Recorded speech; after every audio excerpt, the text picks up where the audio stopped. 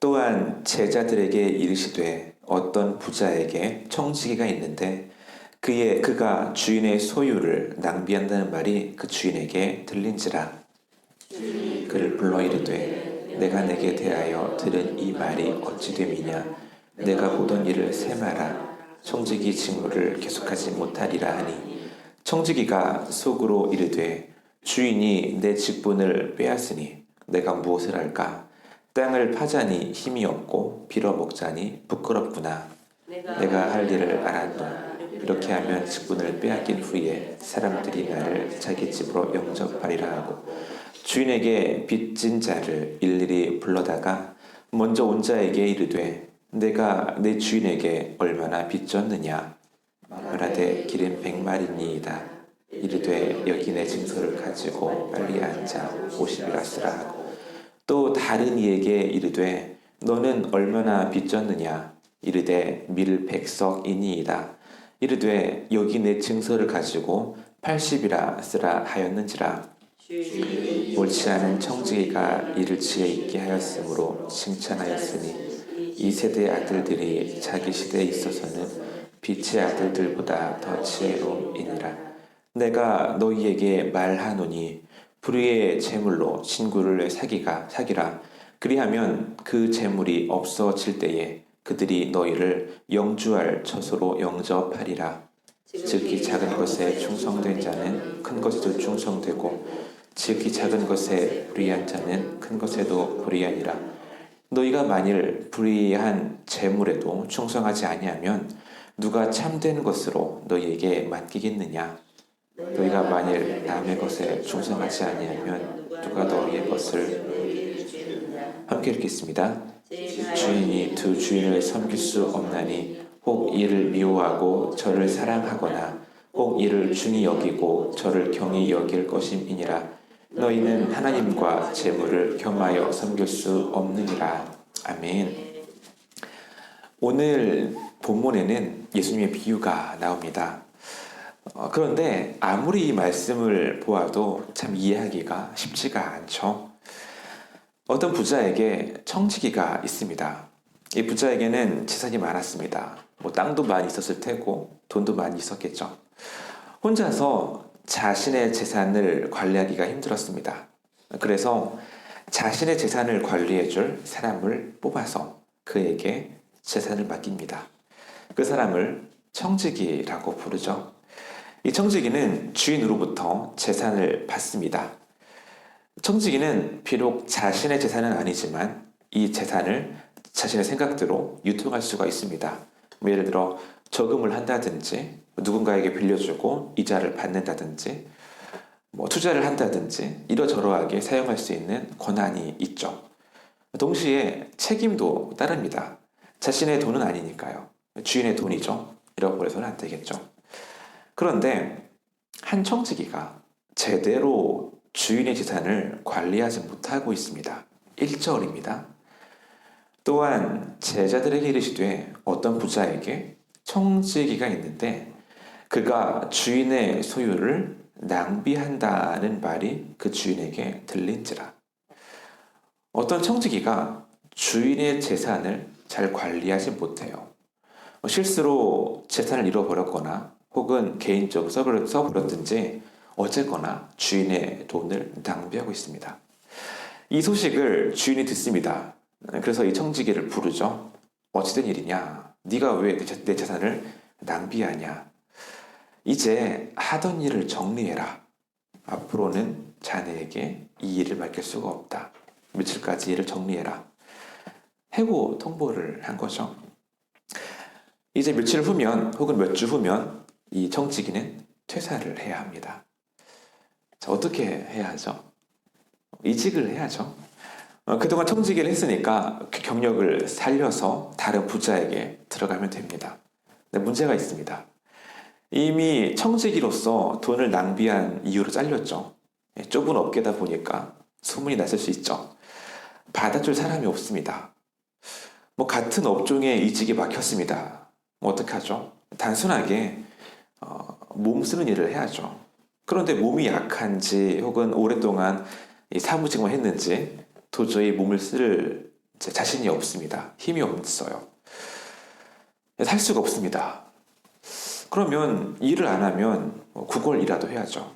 그런데 나름 오랫동안 이 부자의 자산 관리사였었는데 또 구걸을 하자니 도저히 염두가 나지가 않습니다. 3절입니다. 청지기가 속으로 이르되 주인이 내 직분을 빼앗으니 내가 무엇을 할까? 땅을 파자니 힘이 없고 빌어먹자니 부끄럽구나. 며칠 후면 퇴사를 합니다. 퇴사하고 먹고 살 길이 막막합니다. 고민하다가 마침내 이렇게 하기로 결정을 합니다. 5절부터 7절입니다. 주인에게 빚진 자를 일일이 불러다가 먼저 온 자에게 이르되 내가 내 주인에게 얼마나 빚졌느냐 말하되 기름 100말이니이다. 이르되 여기 내 증서를 가지고 빨리 앉아 50이라 쓰라 하고 또 다른 자에게 이르되 너는 얼마나 빚졌느냐 이르되 밀 100석이니이다. 이르되 여기 내 증서를 가지고 80이라 쓰라 하였는지라. 말도 안 되는 일을 하고 있습니다. 일단 주인에게 빚진 사람을 부릅니다. 그리고 묻죠.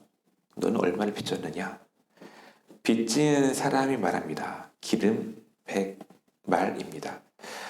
이 100말이라고 이제 우리식으로 번역을 해두었는데요. 원래 단위는 바투스라고 해요. 100바투스는 3킬로리터라고 합니다. 많은 양이죠. 그런데 청지가 말합니다. 장부에다가 100말이라고 써 있는데 이거 지우고 여기에 50말이라고 써라. 그러니까 절반만 갚으라는 거죠. 아니 이게 무슨 짓이죠? 아니 재산 관리를 못해서 잘리는 사람이 이제는 대놓고 주인의 재산을 망가뜨리고 있습니다. 이번에는 밀 100석을 빚진 사람이 왔습니다. 여기에 쓰인 단어는 코루스라는 단어입니다. 100코루스는 35킬로리터라고 하더라고요. 이 청지기가 말합니다.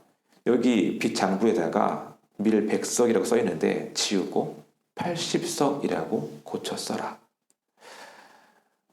주인이 알면 당장 고소하거나 매질을 할 상황이죠. 그런데 상상하기 힘든 일이 일어납니다. 8절입니다. 주인이 이 옳지 않은 청지기가 이를 지혜 있게 하였으므로 칭찬하였으니 이 세대의 아들들이 자기 시대에 있어서는 빛의 아들들보다 더 지혜로이니라. 주인이 청지기를 칭찬합니다. 이를 지혜 있게 하였다고 칭찬합니다. 아니 이게 무슨 말일까요? 예수님께서 도대체 이런 비유를 왜 하신 걸까요? 우선 몇 가지 선입견을 좀 걷어내고 본문을 보기를 원합니다. 우선 이 본문은 좋은 청지기가 누구이고 어떠한 자질을 갖추어야 한다는 직업 윤리를 알려주는 비유가 아닙니다. 윤리적으로 보자면 이 청지기는 결코 윤리적인 사람이 아니죠. 그리고 주인을 어떻게 섬겨야 한다는 식의 교훈을 알려주기 위한 비유도 아닙니다. 오늘 본문에서 강조하고 싶은 예수님의 포인트는 재물입니다. 그리고 우리가 살아있는 동안에 이 재물을 어떠한 마음으로 바라보고 사용해야 하는지를 알려주는 본문입니다. 그러니까 예수님을 따르는 자와 재물을 쫓는 자가 어떻게 다른지를 알려주고자 하시는 말씀이 바로 이 본문입니다. 우선 이 비유를 누구에게 하셨을까요? 16장 1절 전반부입니다. 또한 제자들에게 이르시되, 예수님을 따르는 제자들에게 하신 말씀입니다. 1차적으로 제자들에게 너희는 너희가 가지고 있는 재물을 어떻게 바라봐야 한다는 식으로 하시면서 말씀하신 거죠. 우선 청지기의 상황을 다시 살펴보겠습니다. 청지기는 주인의 재물을 맡아 관리하는 사람이에요. 이 청지기가 해고 통보를 받습니다. 그런데 당장 잘린 것은 아니에요. 아직 퇴사하기까지의 며칠의 시간이 있습니다. 그리고 이 기간 동안에는 어쨌거나 청지기의 신분으로 주인의 재산을 관리하고 사용할 수 있습니다. 그러한 권한이 있습니다.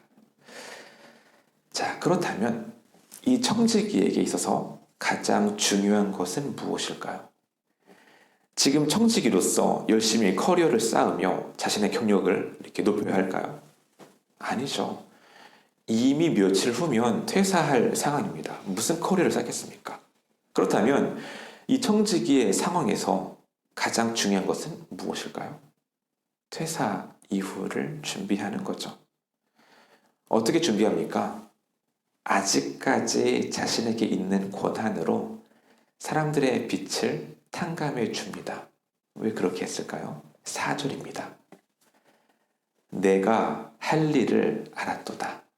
이렇게 하면 직분을 빼앗긴 후에 사람들이 나를 자기 집으로 영접하리라. 이 청지기는 청지기 생활이 끝나면 할 게 없습니다. 일을 하자니 힘이 없고 국어를 하자니 부끄럽습니다. 그래서 아직 자신이 가진 청지기라는 권한을 10분 활용합니다. 사람들의 빛을 탕감해 준 거죠.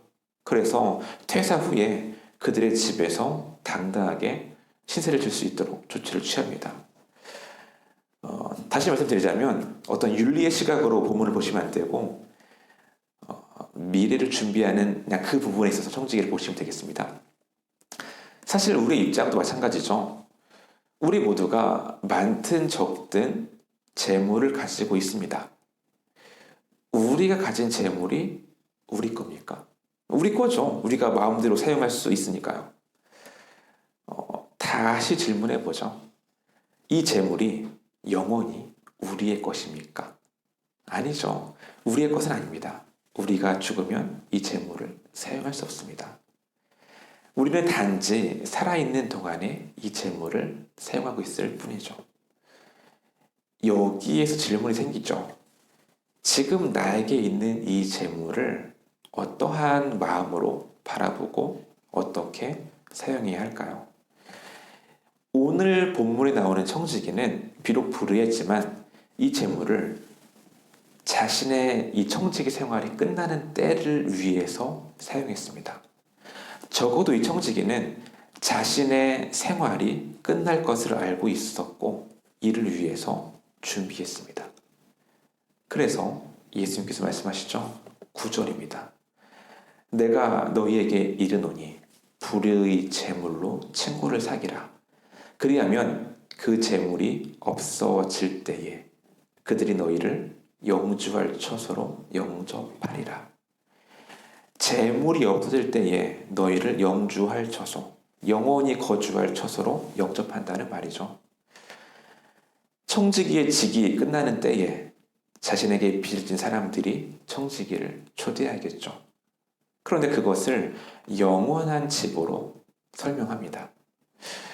우리에게 있는 재물, 우리의 직위가 끝나는 날, 우리 역시나 영원한 처소에 거할 겁니다. 지금 우리에게 있는 재물은 곧 사라집니다. 이것을 우리의 인생만을 위해 사용하시겠습니까? 아니면 우리의 인생이 끝날 때를 생각하고 그 후에 맞이하게 될 영혼을 바라보며 사용하시겠습니까? 13절을 보겠습니다. 집 하인이 두 주인을 섬길 수 없나니 혹 이를 미워하고 저를 사랑하거나 혹 이를 중히 여기고 저를 경히 여길 것임이니라. 너희는 하나님과 재물을 겸하여 섬길 수 없느니라. 잠깐 우리 손에 있는 재물을 위해 살지 않기를 바랍니다. 오히려 이것을 잠시 내 손에 있다가 사라질 것이라는 것을 이제 아는 또 청지기, 비록 불의했지만 그러한 청지기의 마음으로 재물을 바라보기 원합니다. 그리고 영원하신 하나님을 바라보며 하나님을 위해 내 재물을 사용할 수 있는 우리가 되기를 소망합니다. 기도하시겠습니다. 이 시간 기도하실 때에 우리가 가진 것이 영원하지 않음을 기억합시다. 언젠가 우리가 가진 모든 것은 사라집니다. 곧 없어질 것을 위해 사는 삶이 아니라 영원히 거할 처소를 바라보며 이를 위해 우리의 재물을 사용하는 우리가 되게 해달라고 기도하게 합니다. 기도하겠습니다.